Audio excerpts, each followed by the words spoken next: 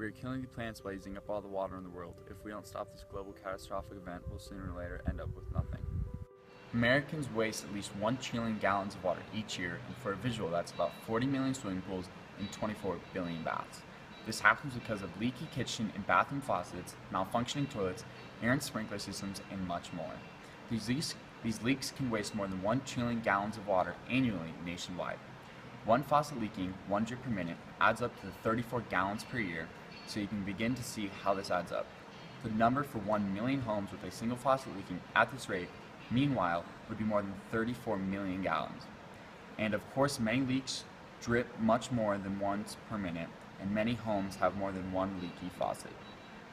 And then there are our toilets, which are, if anything, an even bigger problem.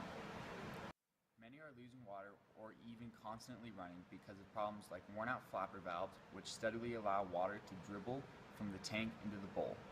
A continuously running toilet can waste between 1,000 and 4,000 gallons of water per day and potentially increase your bill by hundreds and even thousands of dollars. Can you explain why water is needed in order for there to be life? Yeah, so water's got all sorts of properties. We think about one of the major pieces is it does help us build up molecules and break down molecules. So whether it's building up amino acids in the proteins, carbohydrates in the complex carbohydrates, lipids, all that, we need water for the build-up breakdown of those. We also think about all the other key properties of water. So high specific heat allows us to have actual moderated temperatures, not too cold, not too hot. In the reservation, it would just be basically sand, dust, and dirt. It is completely dry and hot almost every day, and there would be rare occasions where it would be cool. My family and I don't like to waste water on anything unnecessary, and we try to use a minimal amount of water as we can, because there is also our livestock to care and our crops that need water to survive. Without them, we would starve and would also be dehydrated. We would use about 100 gallons for our crops and another 100 for our livestock. If we didn't have access to water, it would be absolutely a wasteland that would contain no life at all. There would be times where it would be so dry that we would have to do a ceremony called the rain dance, where some people had to be covered in mud and dance in a circle. They would chant a prayer and pray that it would rain so that the cornfields could survive. Without water, life in the reservation would not be inhabitable. Is water the building block of life, or so? I mean, it's hard to say building block. Is water essential for all life? Yes. And we're not going to build up molecules if we don't have water. We're not going to break down molecules if we don't have water. So I guess in a sense, I mean, building block versus essentialness, yes. Does the school recycle water, or so? As far as I know, we don't recycle water. I think we do try to, I mean, I guess I don't even know if we have specific ways we minimize water use so much. But yeah, I mean, recycled water out of a facility our size is a little bit tougher with the budget constraints we had in building the school. But I mean, I'm just thinking like in terms of the garden greenhouse, we do use ditch water for watering throughout most of the year, the active growing season. We also have water retention, one water retention pond that we can use to help keep basically our orchard water with minimal input. So in a way, I guess we're using recycle, or maybe reclaim might be a little bit better wording.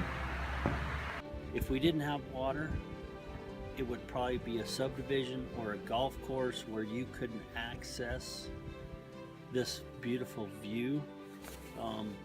So we try to manage the water, where it goes, what it does, try to replenish the aquifers. So that's management on water. You have to manage water. Water is scarce. Water is like gold. A lot of people want to take water away from you, but when you own it, you have to manage it. So your question, if we didn't have water, basically, where would the town of Carbondale be? Is my answer. The cows, you know, they'll drink twice a day. But if you took and put a subdivision up here, how many times when people get up in the morning, how many times do they brush their teeth?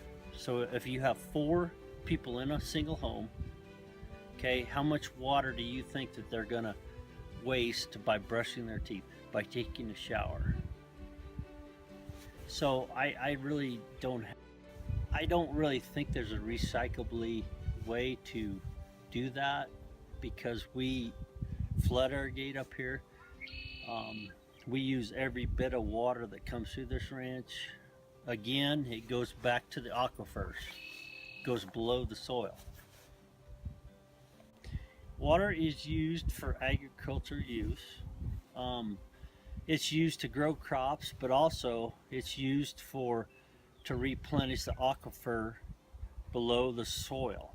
So every time we run water across the ranch, it's going to soak down into the soil, and it's going to refurbish the wells. What can we do to help recycle water? I think the biggest piece maybe isn't thinking about recycling, but more conserving. So think about how do we minimize the amount of water we use. I mean, washing hands is important, but how long does the water really need to be running? Drinking water at the water fountain is a lot more efficient. Fill up a water bottle, get a lot more water, almost 2 if not 3 times as much water filling up a water bottle, drinking out of that, versus keeping your head over the water fountain and getting only about 1/3 of the water that's coming out of there. And then probably the ultimate is, if it's yellow, let it mellow. Like, don't flush the toilets.